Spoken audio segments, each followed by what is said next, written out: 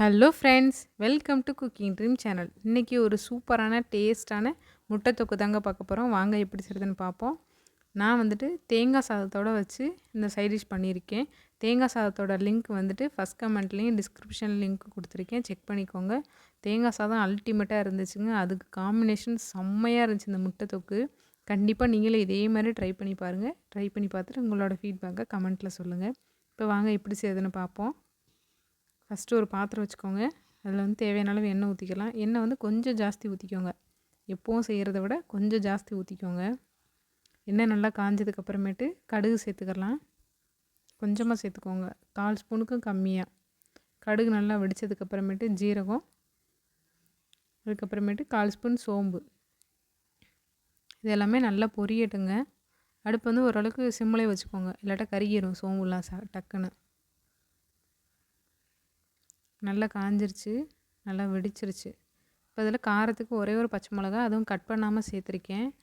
எதனாலனா மசாலா தூள்லாம் சேர்ப்போம், அதனால் காரம் வந்துட்டு பச்சை மிளகா ஜாஸ்தி தேவையில்லை. அதோட நல்லா ஸ்லைஸாக கட் பண்ண 2 பெரிய வெங்காயம் சேர்த்துருக்கேங்க. வெங்காயம் போட்டு நல்லா வதக்கி விட்ருங்க. வெங்காயம் வந்து நல்லா வதங்கணும். அடுப்பு வந்து பாத்திரத்தை மூடி வச்சுட்டு சிம்மில் வச்சு வதக்கி விடுங்க. இப்போ பாருங்கள், வெங்காயம் வந்து இந்த அளவுக்கு நல்லா வதக்கி விட்ருங்க. அடுப்பு வந்து சிம்மிலே வச்சு வதக்குங்க. தட்டு போட்டு மூடி வச்சிட்டிங்க அப்படின்னா டக்குன்னு வெந்துடும். இப்போ இதில் தக்காளி வந்து நான் வந்து ஒரு 3 தக்காளி சேர்த்துருக்கேன். அதை வந்து நல்லா நீளமாக கட் பண்ணி சேர்த்துக்கோங்க. தக்காளி சேர்த்துட்டு நல்லா வதக்கி விட்றலாம். எந்த அளவுக்கு நல்லா ஸ்லைஸாக கட் பண்ண முடியுமோ அந்தளவுக்கு கட் பண்ணிக்கோங்க, அப்போ தான் சீக்கிரமாக வேகும். இப்போ இதில் கொஞ்சமாக உப்பு சேர்த்துக்கலாம். உப்பு சேர்த்துட்டிங்கன்னா சீக்கிரமாக வெந்துடும். உப்பு சேர்த்துட்டு நல்லா வதக்கி விட்ருங்க. தக்காளியும் வந்து நல்லா அதோட தோல்லாம் பிரிஞ்சு வர அளவுக்கு நல்லா வெந்திருக்கணும். இப்போ அதை ஒரு மூடி போட்டு மூடி வச்சிடலாம், அப்போ தான் சீக்கிரமாக வேகும். பாருங்கள், இந்த அளவுக்கு தக்காளி நல்லா வதங்கியிருக்கணும், அப்போ தான் நம்மளுக்கு வந்து இந்த கிரேவி வந்து நல்லா திக்காக கிடைக்கும்.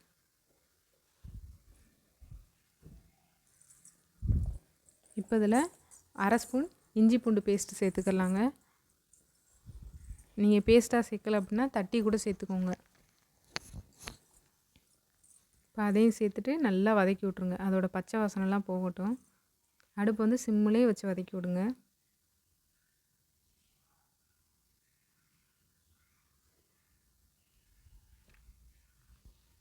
காரம் ஜாஸ்தி வேணும் அப்படின்னா பச்சை மிளகாவை நீங்கள் வந்து கட் பண்ணி கூட சேர்த்துக்கோங்க, கூட 2 பச்சை மிளகா கூட சேர்த்துக்கோங்க. இப்போ இதில் மசாலா தூள்லாம் சேர்த்துக்கலாம். 1/4 ஸ்பூன் மஞ்சள் தூள், அதோட சாம்பார் தூள் சேர்த்துருக்கேங்க. நான் வந்து மிளகாத்தூள் சேர்க்கலை, இது வந்து சாம்பார் தூள் சேர்த்துருக்கேன். சூப்பராக இருக்கும். காரத்துக்காக உங்களுக்கு எந்த அளவுக்கு காரம் வேணுமோ அந்த அளவுக்கு சேர்த்துக்கோங்க. நான் வந்து 1 ஸ்பூனும் அப்புறம் கொஞ்சமாக ஒரு 1/4 ஸ்பூனும் சேர்த்துருக்கேன். இது வந்து மிளகாத்தூள் இல்லை, சாம்பார் தூள். அதோட ஒரு 1/2 ஸ்பூன் மல்லித்தூள் சேர்த்துருக்கேன். குழம்பு மிளகாத்தூள் சொல்லுவாங்கள்ல, எல்லாமே கலந்தது, அதை தான் நாங்கள் வந்து சாம்பார் தூள்னு சொல்கிறேன். இது மூடி போட்டு மூடி வச்சுட்டு அதோட பச்சை வாசனைலாம் போகட்டும். ஒரு 2 நிமிஷம் மட்டும் வெயிட் பண்ணுங்கள். உடனே வந்து தண்ணி ஊற்றி கிண்டி விட்றாதீங்க. பாருங்கள், நல்லா எண்ணெயெல்லாம் பிரிஞ்சு வந்திருக்குல்ல, இந்த டைமில் தான் நம்ம வந்து தண்ணி சேர்க்குறது அப்படின்னா சேர்க்கணும். உடனே வந்து தண்ணி ஊற்றிடாதீங்க. லைட்டாக வதக்கி விட்டுட்டு தண்ணி சேர்த்துக்கலாம். தண்ணி வந்துட்டு ஃபஸ்ட்டே வந்து ஜாஸ்தி சேர்க்காதீங்க, பார்த்துட்டு பைய சேருங்க. அதிகமாக ஆயிடுச்சு அப்படின்னா குழம்பு மாதிரி ஆகிடும், நம்மளுக்கு வந்து கிரேவி மாதிரி நல்லா தொக்காட்டம் வராது. நல்லா கிண்டி விட்டுட்டு அதுக்கப்புறமேட்டு தண்ணி பத்தலை அப்படின்னா அதுக்கப்புறமேட்டு கொஞ்சமாக சேர்த்துக்கோங்க. ஃபஸ்ட்டே மட்டும் அதிகமாக சேர்த்துறாதீங்க. லைட்டாக வதக்கி விட்டுக்கலாம். இன்னும் கொஞ்சமாக தண்ணி ஊற்றிக்கிறேன், அப்போ தான் வந்து அது கொதித்து வரும்போது கரெக்டாக இருக்கும்.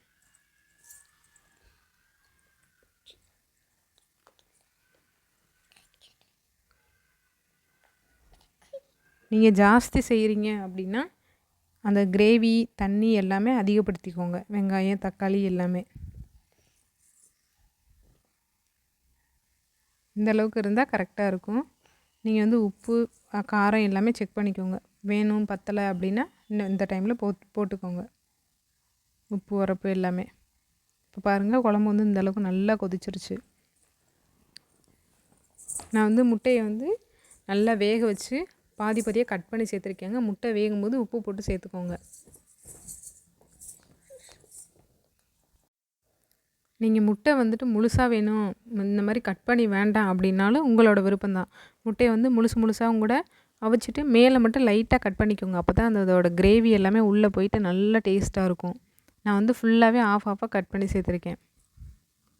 கட் பண்ணிவிட்டு நல்லா அடுப்பை சிம்மிலே வச்சு மூடி போட்டு மூடி வச்சுருங்க. அதோட கிரேவி எல்லாமே அப்படியே லைட்டாக அந்த முட்டையில் போய் இறங்கும் பாருங்கள். டேஸ்ட்டு செம்மையாக இருக்கும். கொஞ்சம் நேரம் கழித்து லைட்டாக அதை மட்டும் கிண்டி விட்டுக்கோங்க. கிண்டி விட்டுட்டு அப்படியே திருப்பி விட்டுட்டு லைட்டாக அந்த கிரேவியெல்லாம் எடுத்து முட்டை மேலே லைட்டாக எடுத்து விட்டுக்கோங்க. அப்போ வந்து இன்னும் டேஸ்ட்டு அப்படியே இறங்கும் பாருங்கள். பாருங்கள் நல்லா அப்படியே மலன்னு கொதிச்சிக்கிட்டு இருக்கு. இந்த டைம்லலாம் செம்ம ஸ்மெல்லு வருங்க. கண்டிப்பாக நீங்களும் இதே மாதிரி ட்ரை பண்ணி பாருங்கள். டேஸ்ட்டு சூப்பராக இருக்கும். ரொம்ப சிம்பிளாக இருக்கும், ஆனால் டேஸ்ட்டு அல்டிமேட்டாக இருக்கும். இதுக்கு தனியாக எந்த மசாலாவும் அரைக்க தேவையில்லை. நம்ம வீட்டிலே இருக்கிறத வச்சு சூப்பராக செஞ்சிடலாம்.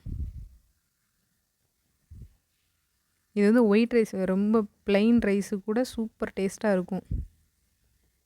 நீங்கள் தேங்காய் சாதம், கீ ரைஸு எல்லாத்துக்குமே சூப்பராக இருக்குங்க. ஒயிட் ரைஸுக்கு கூட சூப்பராக இருக்கும்.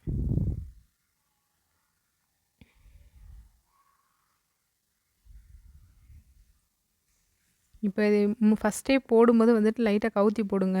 அப்போ தான் வந்துட்டு அந்த மஞ்சள் கரு இருக்குல்ல, அதுக்குள்ளெல்லாம் அந்த கிரேவி வந்து உள்ளே போகும்.